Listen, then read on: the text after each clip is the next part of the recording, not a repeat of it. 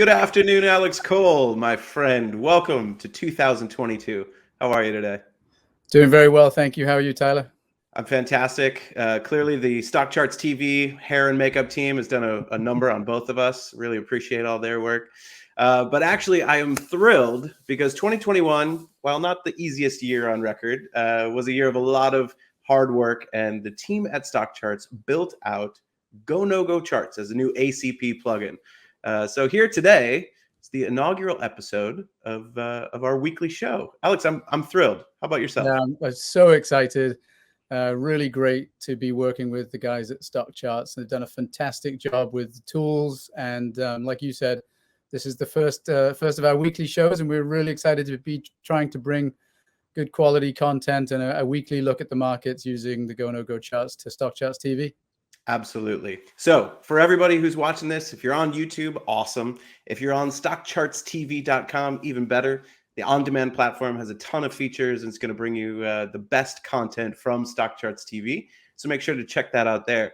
And what we're going to do each week is look at the current market environment, but we're going to be using these really unique, elegant tools called Go-No-Go charts. So as we go through what's happening in the current markets, we're going to teach you a little bit of how Alex and I learned technical analysis over the last 20 years, as well as what these unique tools are going to tell us. So Alex, let's dive right in. Tell us what's going on with the S&P. I know last year it broke tons of records. We had 70 all-time highs.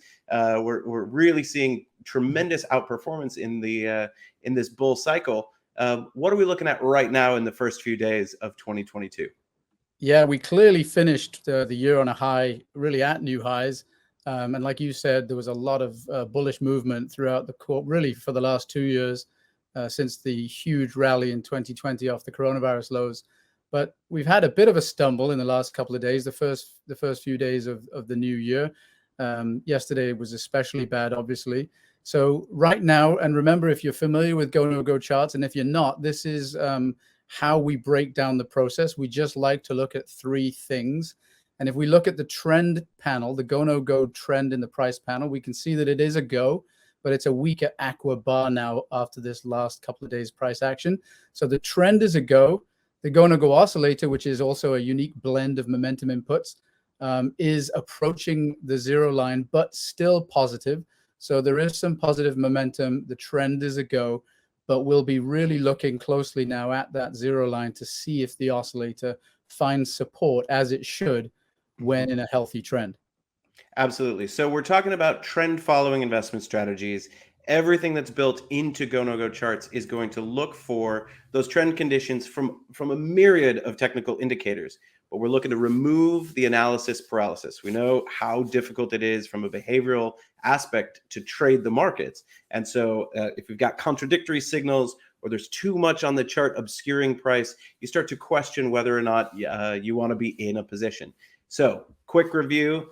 On the GoNoGo charts, those colors of the price bars in that top panel are going to go from dark purple to pink. Both of those are bearish conditions. That's a no-go trend. We move through neutral, which is the amber color, into aqua and then strong blue bars as trend conditions. And that, again, that's the composite.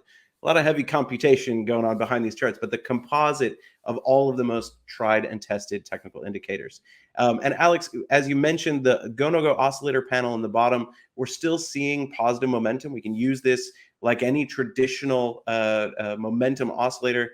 I certainly see a little bit of a divergence here. Price made a new high the end of 2021, but we're seeing lower highs in GoNoGo oscillator.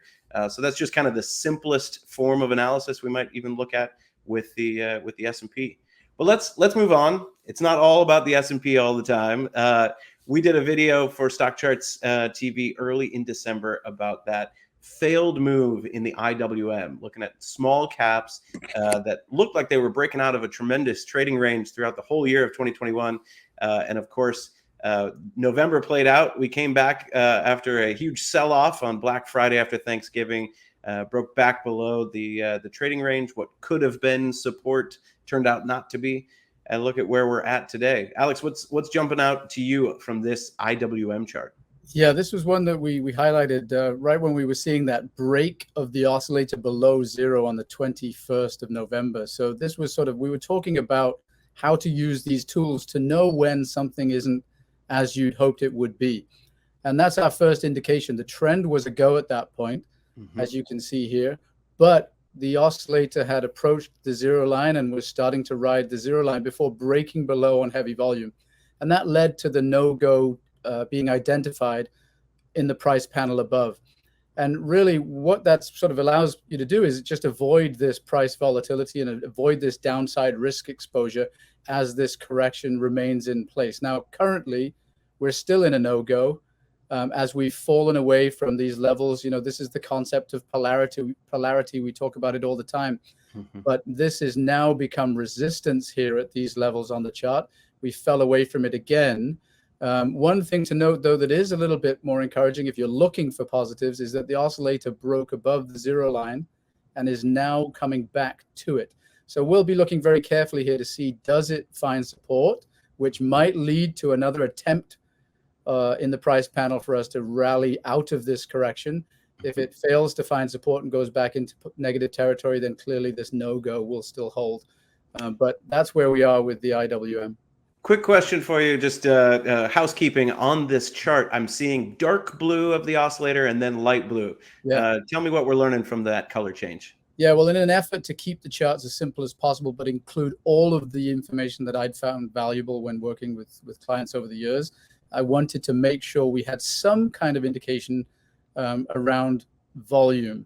And so we know that volume is a confirmatory indicator and has been used since the beginning of technical analysis practically by none other than Charles Dow. But when the oscillator switches color to the darker blue, that signals to us that there's heavier than normal volume.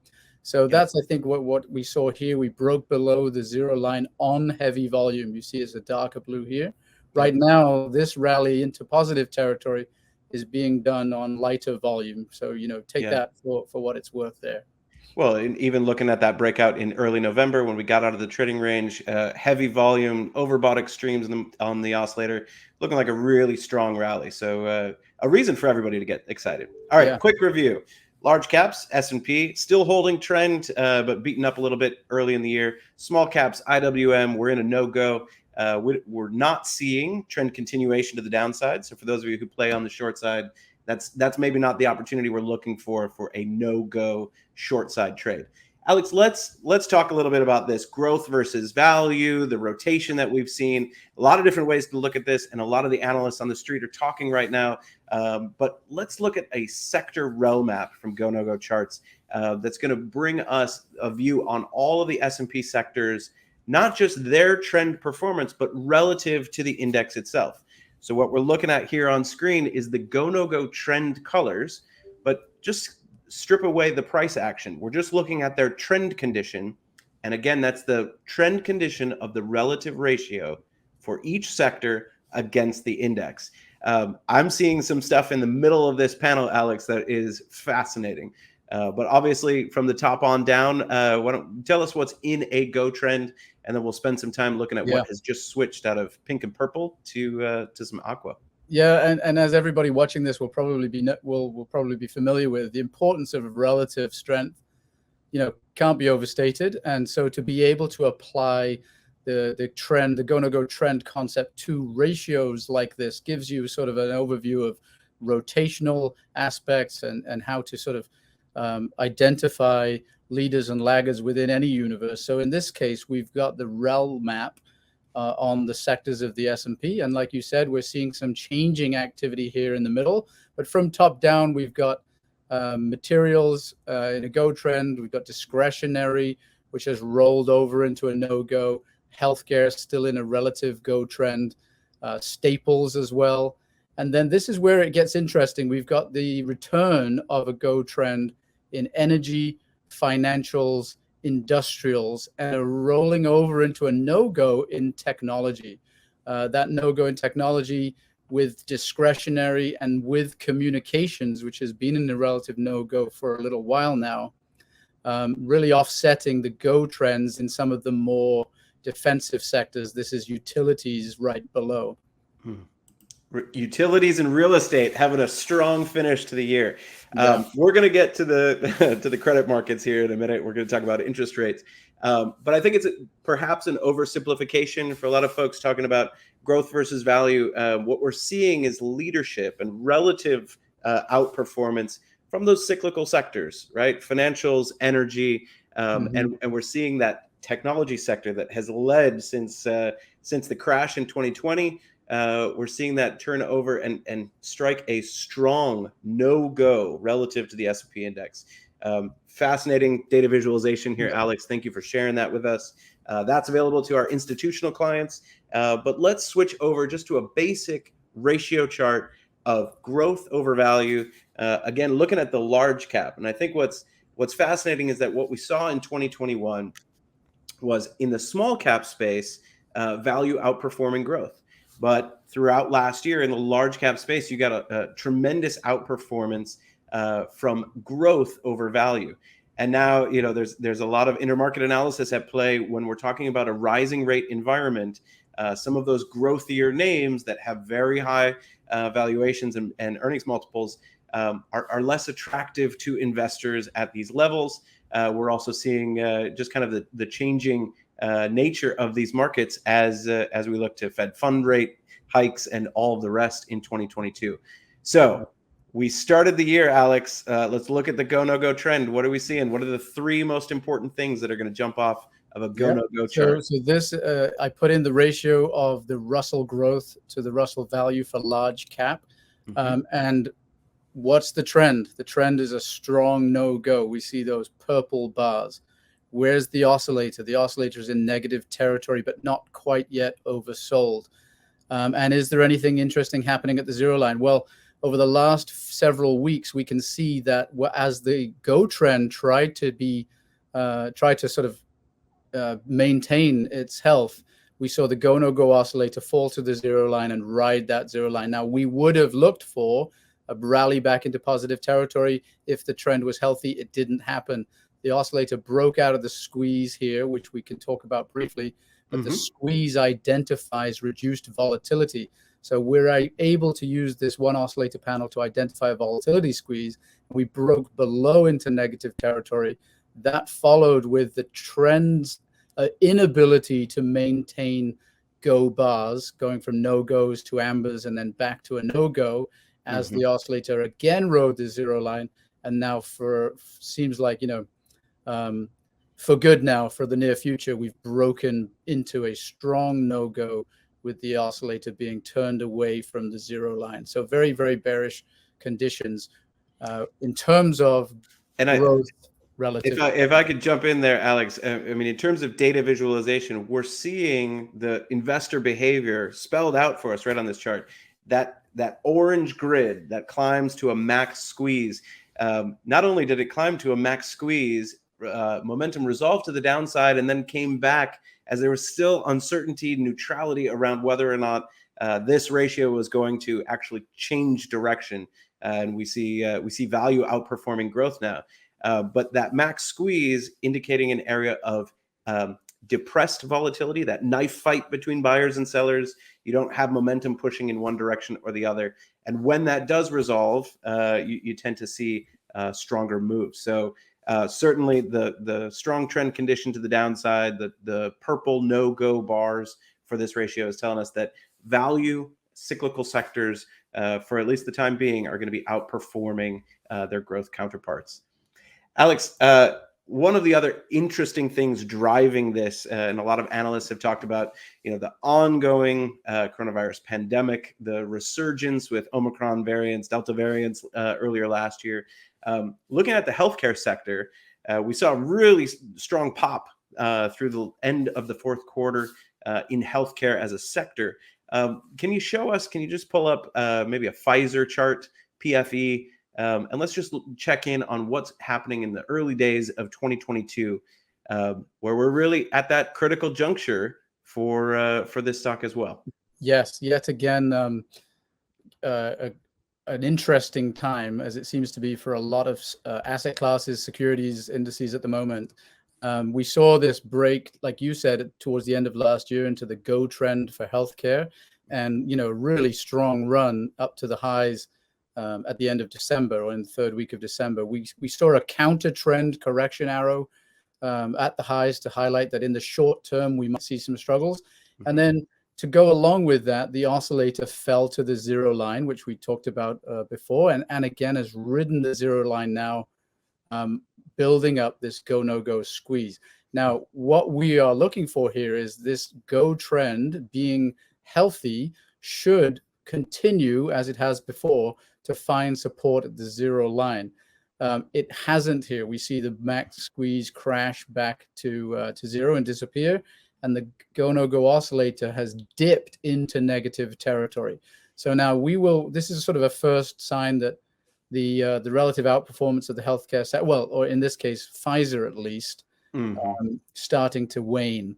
But we will watch closely to see if this is just a very quick dip, and if we get back to zero and back into positive territory, or if it deteriorates further. Absolutely. And that's the wonderful objective nature of technical analysis. It's not about what we think is going to happen. You're going to see it right on the chart, and you've got those leading indicators in the oscillator, and then a full confirmation of the trend conditions right there in the price But of panel. course, to be clear, the trend is all important, right? So the trend at the moment is still a go. We're watching that oscillator break there as a cause for concern, but the trend is still a go. Now, the narrative, while not important to, we're not forecasting the markets, it is important to understand why and on what basis some of these sectors are outperforming. So while much of the world was rebounding from the COVID-19 crisis last year, we did see global supply chains face a lot of pressures, right? Us Americans, when we celebrate Christmas, we buy a lot of stuff, particularly when we can't travel and have those experiences around the holidays. And we know that there was changes to the consumption patterns, surges in the need for goods, and then also labor shortages, workers who are out because of infection and COVID restrictions. So last year we saw a 280% return for bulk dry shipping. Alex, let's check in on the BDRY chart and just see what's happening here at the beginning of 2022 to understand whether these supply chain pressures are going to continue, and if perhaps there's a play in the shipping industry. Yeah, again, a fairly interesting moment after what looks like a sort of a basing correction where we've got higher lows on price being set. Finally, a go being identified here towards the right, and the oscillator now having broken above into positive territory again at the zero, testing the zero line, and even beginning to ride the zero line as we see the beginnings of another squeeze grid. Wonderful. Similar chart. We're going to talk about the disruption from this virus. For anybody who was trying to travel over the last month, you may have had some flight cancellations. Let's take a look at the airlines index, the XAL, just to see how that trend is performing. I know we've got a lot of worker shortages. We've had a lot of grounded aircraft, and there it is. Stock prices are taking a hit because of that. Yeah. And again, as we hope, or depending on your perspective, again, we're technicians, and like you've said, we don't try to forecast the markets, but there is a oscillator move to the positive side of the zero line as prices seem to have found slightly higher lows, and so now we're looking at the oscillator coming back to the zero line from above, and we're seeing amber go fish bars here. So if the oscillator can rally, perhaps that's a good sign. But again, the overwhelming move has been a no-go of late. And if we can just talk for a second about the utility of these charts. If we're in a no-go trend, right? We have strong purple and pink bars. Airlines are underperforming. We're seeing price action to the downside. It would be healthy to see that oscillator dip down into oversold levels and maybe come back to neutral, but then continue to retreat into negative territory, further oversold conditions for the GoNoGo oscillator while we are in a healthy no-go trend. But what we're seeing on the chart is evidence of perhaps maybe a little bit of bottoming or uncertainty from the markets as we are riding the zero line. You see those little peaks of the GoNoGo squeeze beginning to rear their head, and that switch of the trend conditions in the price panel from no-go to neutral. Certainly, I'm not trying to buy a whole bunch of airlines right here. We want to look for some confirmation that the trend is completely reversed into a go trend. But certainly going to keep an eye on the airline sector as we get through 2022.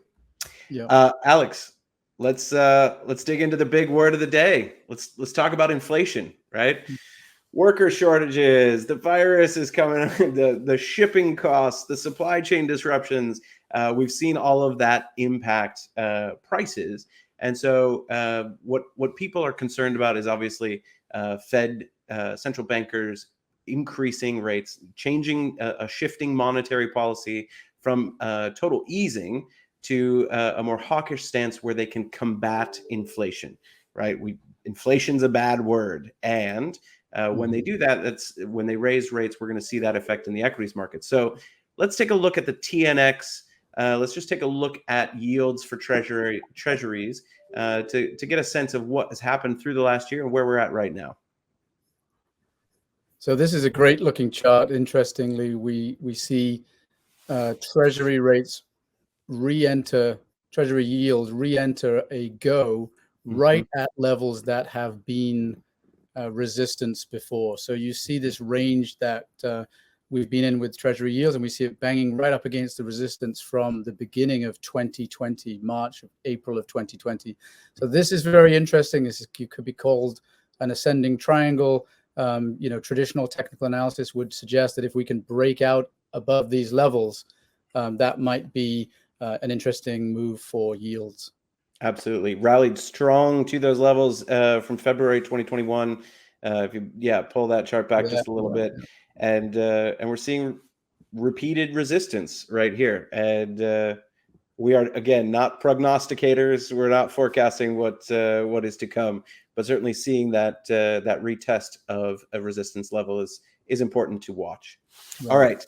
We know that the macroeconomic activity has been positive. We know that the recovery economic from the coronavirus crash has really delivered some changing landscapes for all of the shipping and supply, and we've seen consumer price indexes rising. We know inflation is a big issue for the Fed. So let's talk about how we could hedge our portfolio against inflation if indeed we're in this rising rate environment and inflation is here to stay and it's not transitory, as Chairman Powell was claiming throughout most of last year. First place, the textbooks at least taught me, is to look at gold, right? We tend to see that outperform as an inflation head during inflationary environments. And we certainly haven't seen any great performance out of the IAU over this last year. In fact, 2021 trading was the worst year for gold since 2015. 3% off those highs. Yeah, I mean, it's really done nothing for most of the year. So we'll be watching. We'll be watching as it goes into an amber and it's at the zero line from above. Now, as a special nod to Peter Schiff and the many, many gold bugs out there in the world, Alex, let's zoom way out on this. If you wouldn't mind, grab a quarterly 20-year chart, and let's just see if we couldn't identify a little pattern on here that perhaps William O'Neill is proud of. Yeah, people have been talking about long-term potential for moves on a lot of the commodities, and this looks pretty cup and handily, right, to us.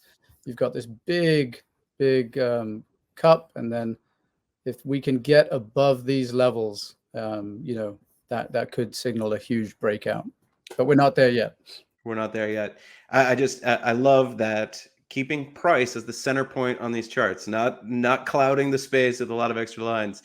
You can really get a perspective on some of the classical technical chart patterns, some of those techniques that have been around for hundreds of years, and help describe what's happening with investor behavior. So we'll be keeping an eye on gold. Again, not lovers or haters. We're just obeying the charts.